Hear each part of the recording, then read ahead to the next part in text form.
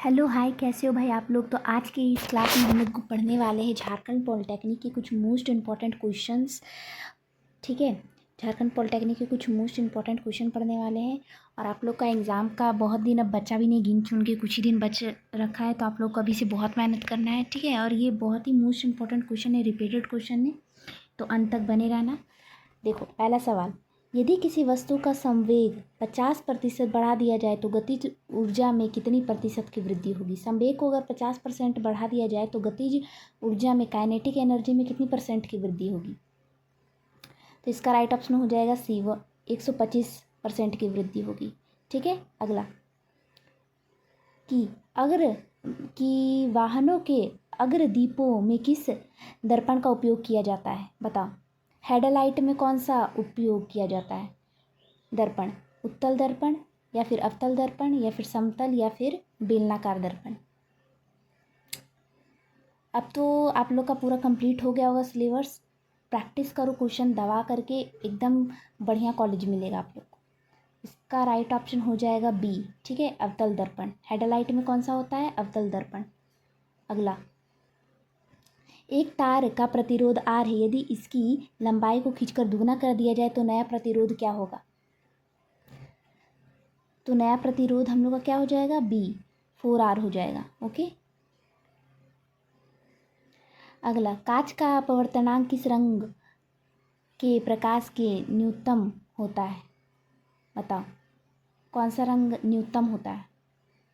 तो इसका right option हो जाएगा लाल। लाल का जो होता है रिफ्लेक्टिव इंडेक्स यानी अपवर्तनांक क्या होता है, कम, सबसे कम।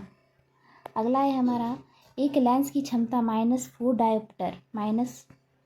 डायोप्टर है, तो फोकस दूरी और उसकी प्राकृतिक क्या होगी। तो देखो, लेंस का क्षमता हम लोग निकालने के लिए, पावर का निकालने के लिए हम लोग क्या यूज़ करते हैं, 1/f, है कि नहीं। तो इस फॉर्मूले से अगर आप लोग निकालोगे तो क्या आ जाएगा, आंसर हमारा आ जाएगा बी, -25 सेंटीमीटर अवतल। ये आप लोग निकाल लेना।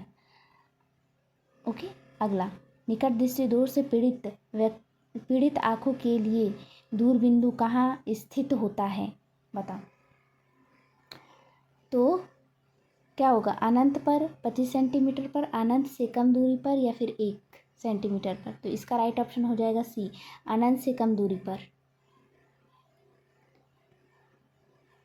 1 न्यूटन विद्युत ऊर्जा यानी 1 किलोवाट आवर का मान जूल में कितना होता है, बताओ।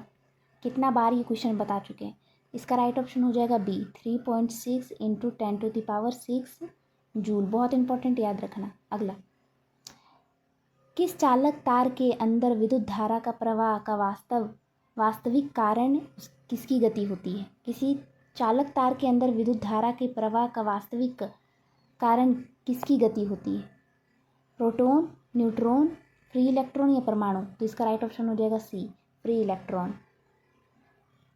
विद्युत जनित्र किस सिद्धांत पर कार्य करता है। विद्युत जनित्र किस सिद्धांत पर कार्य करता है। तो इसका राइट ऑप्शन क्या हो जाएगा, थर्मल इफेक्ट या फिर इलेक्ट्रोमैग्नेटिक इंडक्शन, विद्युत चुंबकीय प्रेरक या फिर रासायनिक प्रभाव, चुंबकीय बल। तो इसका राइट ऑप्शन हो जाएगा बी, विद्युत चुंबकीय प्रेरण। अगला, किसी स्थान पर जी का मान सबसे अधिक कहाँ होता है। जी का मान सबसे अधिक कहाँ होता है, बहुत बार बता चुके हैं, ध्रुवों पर। अगला, क्वेश्चन नंबर 11 है, यदि 2 ओम के 3 प्रतिरोध को समानांतर में जोड़ा जाए तो समतुल्य प्रतिरोध क्या होगा। तो हम जानते हैं कि जब प्रतिरोध को पैरेलल में जोड़ते हैं तो हमारा ऐसा होता है। प्रतिरोध का फॉर्मूला 1/R1 + 1/R2 + 1/R3। 2 ओम का प्रतिरोध है तो क्या हो जाएगा, 1/2 + 1/2 ओम + 1/2। तो ये 2 हमारा एलसीएम हो जाएगा, 1 + 1 और 3/2 ओम हो जाएगा। 1/R का वैल्यू, तो R का वैल्यू क्या हो जाएगा, 2/3 ओम, 2/3 ओम। तो राइट ऑप्शन हमारा हो जाएगा बी।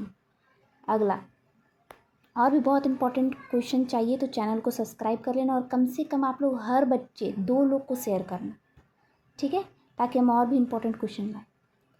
तारों का टिमटिमाना प्रकाश की किस वायुमंडलीय घटना के कारण होता है, बताओ। किस वायुमंडलीय घटना का कारण होता है।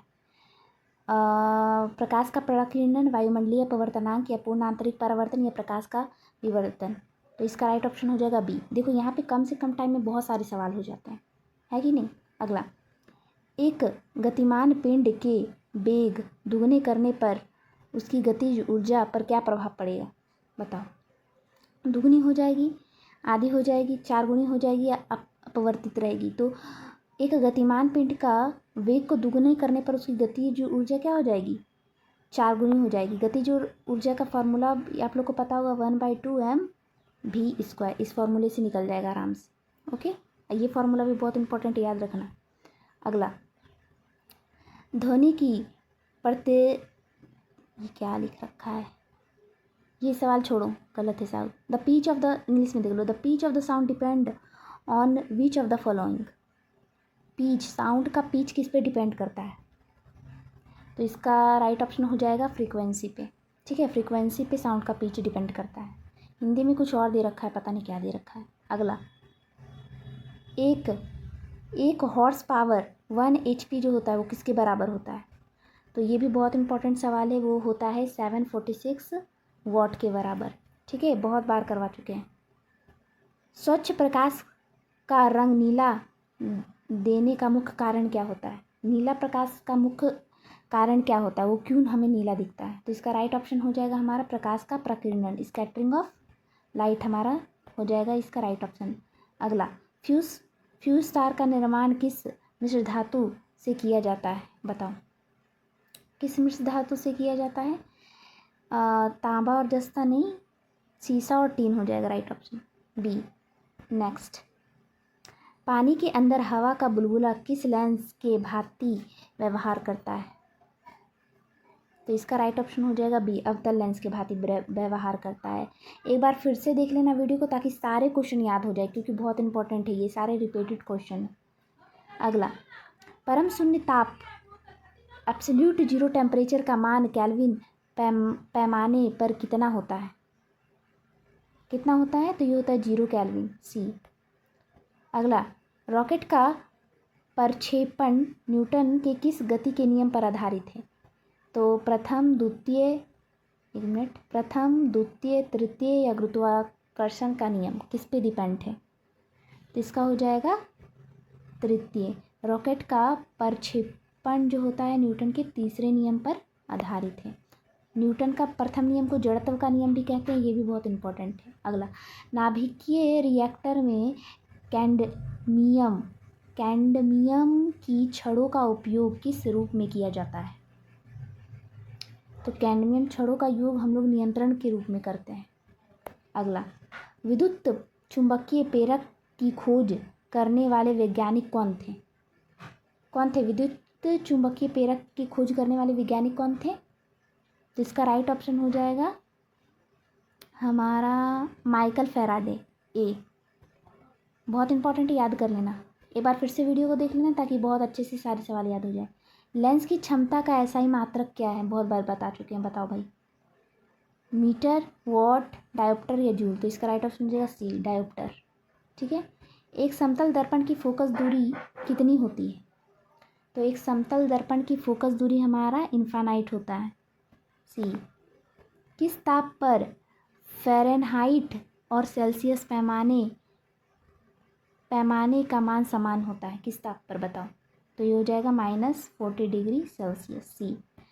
और भी इंपॉर्टेंट क्वेश्चन आप लोग को चाहिए तो चैनल को सब्सक्राइब कर लेना और वीडियो को लाइक करके 2 लोगों को शेयर करना, ठीक है, ताकि मैं मोटिवेट रहूँ। चलो फिर मिलते हैं नेक्स्ट वीडियो में, बहुत इंपॉर्टेंट वीडियो के साथ मिलते हैं नेक्स्ट वीडियो में। Okay, bye.